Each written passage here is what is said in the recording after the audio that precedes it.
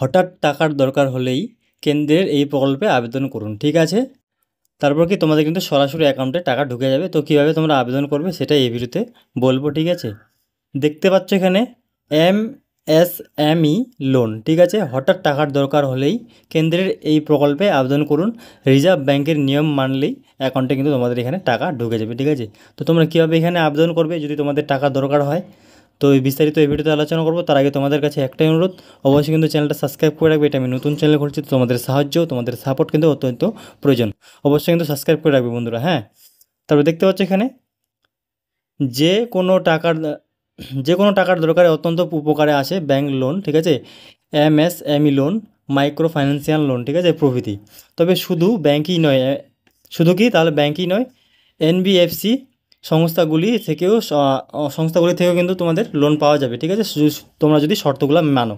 ঠিক আছে, আপনি কি বর্তমানে লোন নেওয়ার কথা ভাবছেন? তবে আগে অবশ্যই জেনে নিন একটি গুরুত্বপূর্ণ বিষয়। লোন নিয়ে জারি হচ্ছে রিজার্ভ ব্যাংকের আরবিআই রুলস, নতুন নিয়ম। ঠিক আছে, নতুন কিন্তু আরবিআই রুলস নিয়ম বার করছে, তো সেগুলো কিন্তু অবশ্যই তোমাদেরকে জানতে হবে। ঠিক আছে, আর হ্যাঁ, তোমরা কিন্তু সেই নিয়মগুলো যদি জানো, তোমরা কিন্তু সহজেই লোনটা পেয়ে যাবে খুব কম ইন্টারেস্টে। ঠিক আছে, তো চলো সেগুলো আজকে আলোচনা করব। দেখতে পাচ্ছ get instant MSME loan online. ঠিক আছে, অনলাইনে তোমরা কীভাবে এটা আবেদন করবে। মাস পয়লা থেকেই লোন নিয়ে বিভিন্ন ব্যাংকে ও এনবিএফসিগুলিতে করার নিয়ম আনছে ভারতীয় রিজার্ভ ব্যাংক। ঠিক আছে, গ্রাহকদের লোন দেওয়ার সময়ে যদি এই নিয়ম তারা না মানে তাহলে বিপদ। গ্রাহকরা কী সুবিধা পাচ্ছে এতে দেখে নেওয়া যাক। গ্রাহকদের কাছ থেকে ঋণ নিয়ে অনেক রকম অভিযোগ পেয়েছে আর আরবিআই ব্যাংক ও অন্যান্য আর্থিক সংস্থাগুলি। ঠিক আছে, অনেক কিন্তু অভিযোগ পেয়েছে। তারপর কি বলছে এখানে, ঋণ দিতে ঋণ দিতে অহীন ঋণের উপর বেশি সুদ।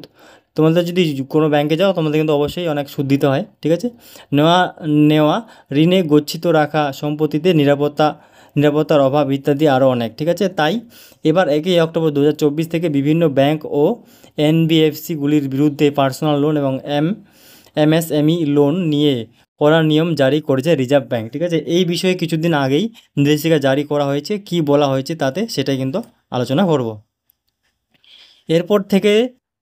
এরপর থেকে কোন গ্রাহক লোন নিতে গেলেই এই সমস্ত প্রতিষ্ঠানগুলিতে তাদের লোন সংক্রান্ত যাবতীয় তথ্য দেখাতে হবে গ্রাহককে। ঠিক আছে, এই প্রক্রিয়াকে নাম দেওয়া হয়েছে কেএফএস। ঠিক আছে, যে কোনো ব্যক্তিগত এবং এমএসি লোন নেওয়ার ক্ষেত্রে ঋণের সুদ এবং অন্যান্য খরচের বিবরণ, ডিজিটাল লোন এবং স্বল্প পরিমাণ ঋণের সমস্ত তথ্য সহ আরও বিবিধ বিষয় জানতে হবে গ্রাহকতার কাছ থেকে। ঠিক আছে, ঋণ গ্রাহকতার কাছ থেকে।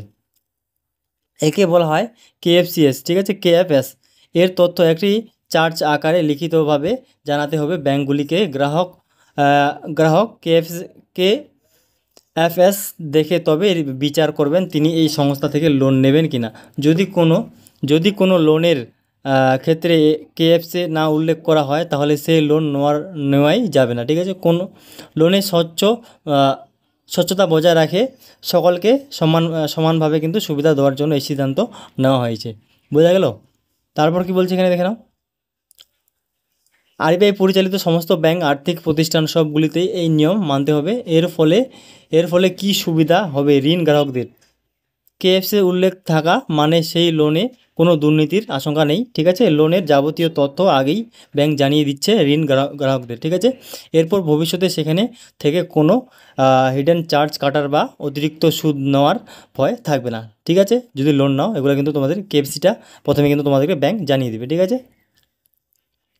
এছাড়াও ঋণ গৃহকতার সম্পত্তির কোনো ক্ষতি হওয়ার আশঙ্কা থাকবে না এক্ষেত্রে।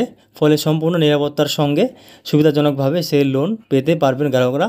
আর এই নিয়মটি শুধুমাত্র পার্সোনাল লোন এবং এমএসএমই লোনের ক্ষেত্রে প্রযোজ্য। ঠিক আছে, এর ফলে অনেক গ্রাহকের খুবই সুবিধা হতে চলেছে। আর এই সম্পর্কে আপনাদের মতামত অবশ্যই নিচে কিন্তু কমেন্ট করে জানাবেন। ঠিক আছে, আর অবশ্যই কিন্তু চ্যানেলটা সাবস্ক্রাইব করে রাখবেন। তখন ভিডিওটা দেখার জন্য অনেক ধন্যবাদ।